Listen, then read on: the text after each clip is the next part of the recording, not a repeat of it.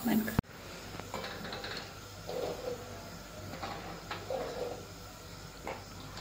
नमस्कार. Cooking with वंदनामध्ये आपलं स्वागत आहे. आज आपण जशी लॉरींवरती भेटते तसा अंडा घोटाला ही रेसिपी बनवणार आहोत. तर बघा, त्यासाठी मी इथं 4 अंडे उकडून त्यांना क्रश करून घेतलेले आहे आणि चॉपरच्या सहाय्याने असे बारीक बारीक कांदे कट केलेले आहेत. टोमॅटो सुद्धा त्याचप्रमाणे बारीक कट करायचे आणि हिरवी मिरची सुद्धा एकदम बारीक बारीक कट करायची.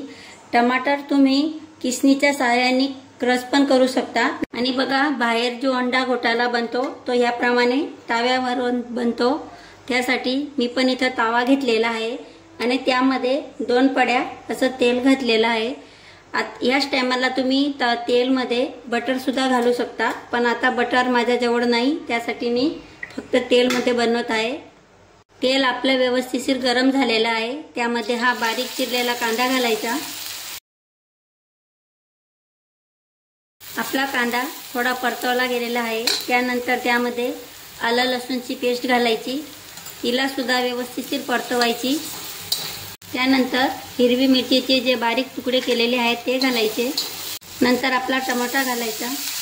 टमाटर नंतर लगेच मीठ घालायचं, जे करून आपले टमाटर लवकर सॉफ्ट होतील. कांदा आणि टोमॅटो एकदम व्यवस्थित मॅश करायचा. यासाठी आपण याप्रमाणे मेसर घ्यायचं आणि ते व्यवस्थित मॅश करून घ्यायचं. त्यानंतर त्यामध्ये फ्रेश असं काळी मिरीचं पावडर घालायचं, जे आपण 2-3 काळ्या मिऱ्या घ्यायच्या आणि तेव्हाच खलबत्त्यात कुटून त्याच्यात घालायच्या. त्यानंतर आपले जे सुके मसाले असतात ते घालायचे. त्यासाठी मी बघा, लाल मिर्च पावडर, धना पावडर, थोडीशी हळद, काश्मीरी लाल मिर्च आणि किचन किंग मसाला घेतलेला आहे. त्यानंतर बघा, आपला मसाला तव्याला चिटकायला नको, त्यासाठी त्यात थोडंसं असं पाणी घालायचं. त्यानंतर बघा, आपण क्रश करून ठेवलेले अंडे घालायचे. आता आपला व्हिडिओ स्किप करू नका, अजून व्हिडिओ संपलेला नाही, अजून पुढे एक प्रोसेसर आहे, ती नक्की बघा. आणि त्यानंतर त्यात भरपूर अशी कोथिंबीर घालून ह्या तव्याला एका साईडला ठेवून आपण दुसरी कढई ठेवायची.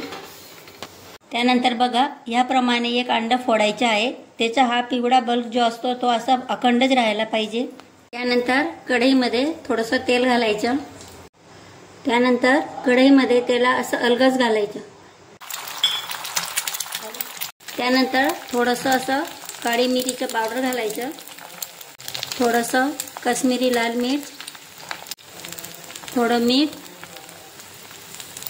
आणि थोडीशी कोथिंबीर. आणि याला फक्त एकच साईड फ्राय करायचं आहे, दुसऱ्या साईडला असंच राहू द्यायचं.